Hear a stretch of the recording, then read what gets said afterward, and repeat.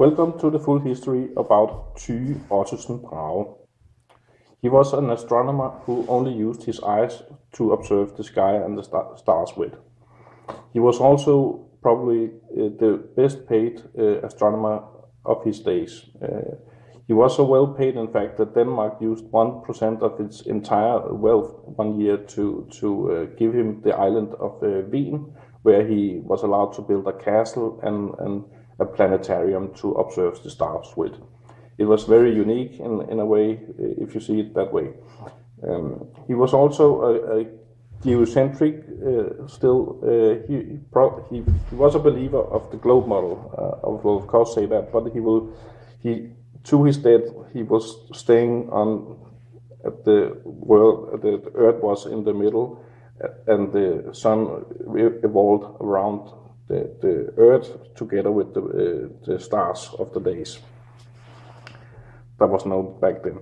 He was so good, in fact, so with his visual naked eye, he could observe a supernova near Polaris. That also makes sense because he's Danish, and Polaris is very easy to see here in Denmark. So. But he was, of course, an obstacle to the full globe model, because he was the best astronomer of the days, and his calculations kept on saying that the planets was revolving around the Earth together with the sun, and this was not good for the heliocentric New World Order globalist agenda. So, in the long run, he had to leave Denmark. Over a dispute with the king. Of course, it's called like a dispute, but the agenda is probably that he was an obstacle to this heliocentric globe model. So he left for Prague, and he arrived there. Also, the Prague astronomical clock. It's interesting to see why he probably picked that spot, because, yeah. And King Edward VIII, also his flat Earth watch is interesting to see. I will add links to these two watches. But of course, he left Denmark and arrived in Prague, and Johannes Kepler, he was then his assistant for a little, around a year or something like that. And Kepler, he had a problem because Thyge's calculations and all his star charts, Kepler could not fit in his heliocentric theory into these calculations. So he invented two new laws, Kepler's first and second law. The first one is called all the planet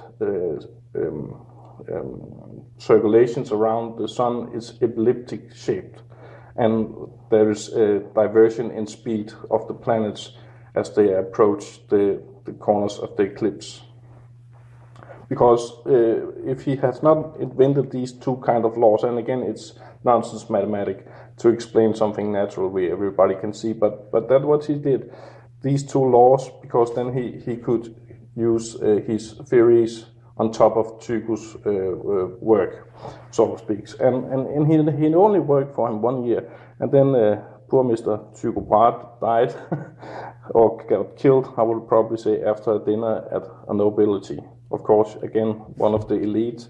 So, yeah, he got killed. And his date of death is like the 13th October, 1601. So you can see it's a clear mark of they have killed him. So I will say that.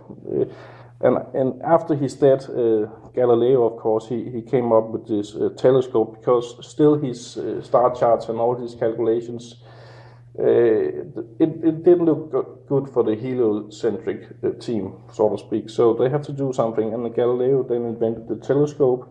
In 1609, he went to Venice and showed how to watch the moon, like in 8 or 10 times better than we are used to see it with our eye. So it was all about, in my view, discredit Tycho Brahe in the long run. You all know it's the same trademark, these ad hominem labels they put on him. He was a drunk, and he got into a sword fight, and all these things. because they have to put away the fact that he was this naked eye observer, and everything was fitting perfectly what he's saying. To his death, he was still geocentric, and he would never avoided from that standpoint. But he was not a flat Earth astronomer. That's not what I'm saying. But still, it's you cannot have on a flat Earth. His calculations, they fit perfectly with a flat Earth. There's a lot of interesting work to see here. So I will say there's not much more to say about dear Mr. Thyge Brahe, other than his last words maybe have been something like this: "May I not have lived in vain." And I will say, no, you haven't.